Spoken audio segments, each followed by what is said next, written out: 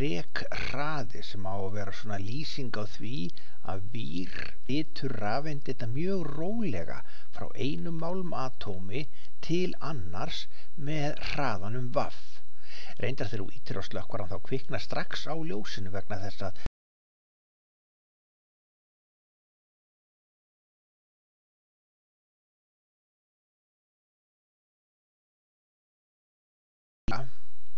og á myndinni rafsviðið með stefnu frá vinstri til hægri en rafeindirnar fara nú í gagnstæða. Var venjulega sé talað að straumur fari frá plús til mínus, þá vitum við nú að þetta eru rafeindirnar sem eru á ferðalagi.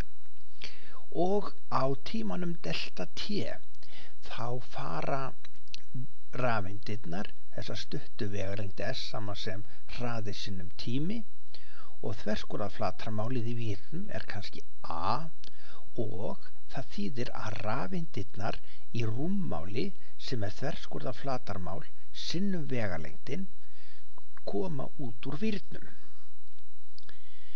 Í hverjum rúmmetra segjum við að séu n lausar rafeindir.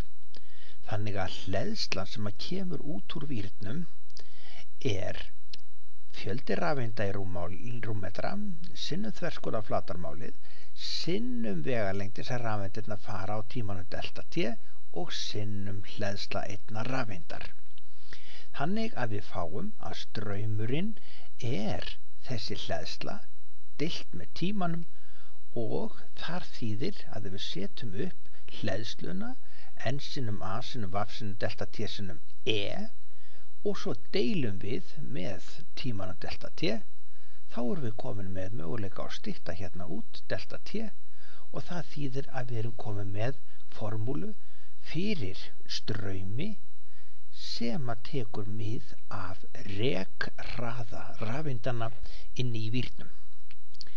Svo bætum við hérna við fyrirbæri sem heitir straumþéttleiki, kallum hann litla jóð og hann straumurinn deilt með þverskurðarflatarmálinu og ef við setjum núna inn fyrir straumi frá því áðan n-ið sinnum a sinnum v sinnum e og svo deilum við með a þverskurðarflatarmálinu, þar getum við stytt a-ið út og það þýðir að við getum hvort sem sagt straumþéttleikinn straumur deilt með þverskurðarflatarmáli eða straumur n sinnum e sinnum v.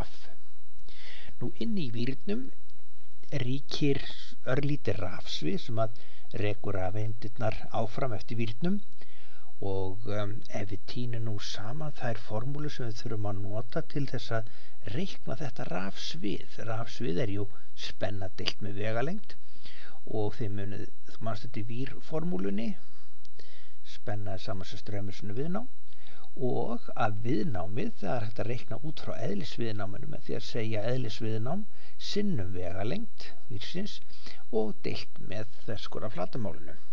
Þar með erum við komið með möguleikan á að reikna rafsviðið sama sem í staðin fyrir spennuna setjum við strauminn sinnum viðnámið, straumurinn I en viðnámið sögðum við að væri eðlisviðnámið rho sinnum lengd vírsins deilt með þverskurðarflatarmáli vírsins og svo deilum við upp í þetta allt saman með lengdina á vírnum, það þýðir að S styttist út og við erum komið hérna með alveg gullfallega formúlu fyrir rafsviði inni í vír. Rafsviðið sem sagt sama sem straumur sinnum eðlisviðnám deilt með þverskurðarflatarmáli vírsins. Nú skulum við kíkja á sýnidæmið. Þar höfum við koparvír sem að ber rafeindirnar inn í eitthvert raftæki og við byrjum á því að reikna straumþéttleikan og rifjum upp að reglan fyrir straumþéttleika jóð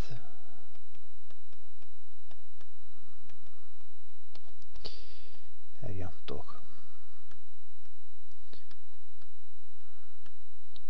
straumurinn I deilt með þverskurðarflatarmálinu A, og hér einfaldlega hægt að setja inn allar stærðirnar okkar. Í straumnum okkur gefið að við séum með 5 ampere og þverskurðarflatarmálið, það jú bara pi sinnum, hann 3,2 millimetrar, við breytum því yfir í metra, svo það 0,0032 í þvermálinu, deilum með 2 til að finna radíusinn, setjum allt upp í annað veldi og fáum að jóðið okkar 622 sinnum 10 í þriðja einingin ampere á fermetra, og þetta mjög huggulegt að skrifa sem 622 kílóampere á fermetra, og þessi svör bæði góð og gild. Þá skulum við kíkja á fjölda frjálsra rafeinda í rúmmetra, og við söfnum hérna saman aðeins vopnum okkar og rifjum upp að massa má reikna með því að segja eðlismassi sinnum rúmmál. Það þýðir að ef við einangrum rúmmálið út úr þessu, þá erum við komin með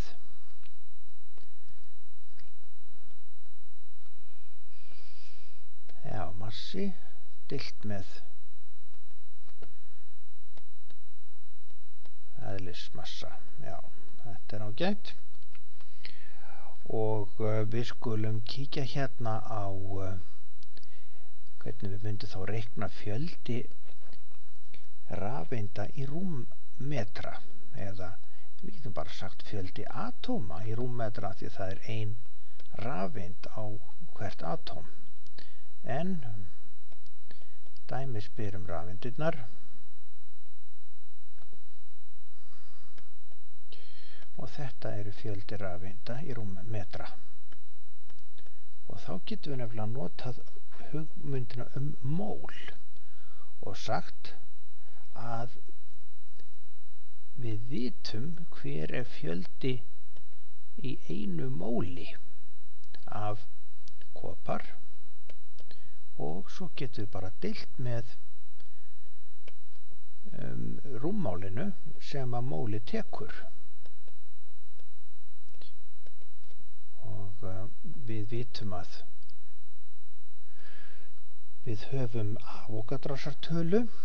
Við getum bara ramma þetta einfallega hérna í munaramma, að fjöldi rafeinda í rúmmetra myndi þá vera Avogadrosartalan 6,02 sem 1023 deilt með rúmmálinu sem við fundum út að væri hérna massi deilt með eðlismassa, massi deilt með eðlismassa, og þetta getum við rammað inn.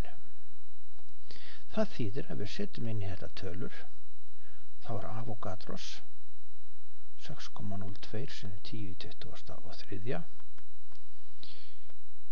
og að massi á 1 móli 63,5 gram, og við breytum því nú bara yfir í kílógram með 0,0635. Við deilum með eðlismassanum 8.960 kílógram á rúmmetra, og það þýðir að við erum komin með 8,49 sinnum 10 í 28. stykki, hvort sem það nú rafeindir eða atóm í 1 rúmmetra. Og þá nú eftirleikurinn auðveldur að finna út rekhraðan, og við drögum fram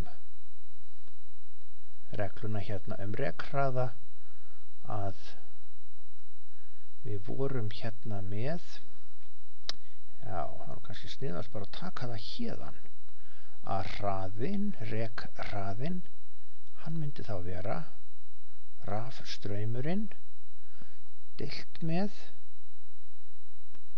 rafeindaþéttleikanum í rúmmetra, þverskurðarflatarmálinu og hleðslu einnar rafeindar. Setjum þetta aftur hérna. Þetta er straumur deilt með rafeindaþéttleikanum, þverskurðarflatarmálinu og hleðslu einnar rafeindar, einingarhleðslan. Setjum hérna inn tölutur okkar og við erum með 5 ampere í strauminn. Við erum með útkomuna frá því áðan 8,49 sinnum 10 í 28. stykki í rúmmetra. Þverskurðarflatarmálið, þetta er sívalningslaga vír, svo hann er písnur radíus í öðru, og ef að þvermálið er 3,2 millimetra þá breytum við því í metra með 0,0032, deilum með 2 og setjum það upp í annað veldi. Þá eigum bara til að margfalda með hleðslu einnar rafeindar 1,6 sinnum 10 í mínus 19 kúlomb og út úr þessu fáum við rekhraðan 4,58 sinnum 10 í mínus 5, einingin verður metrar á sekundu og það er lítið breytt eftir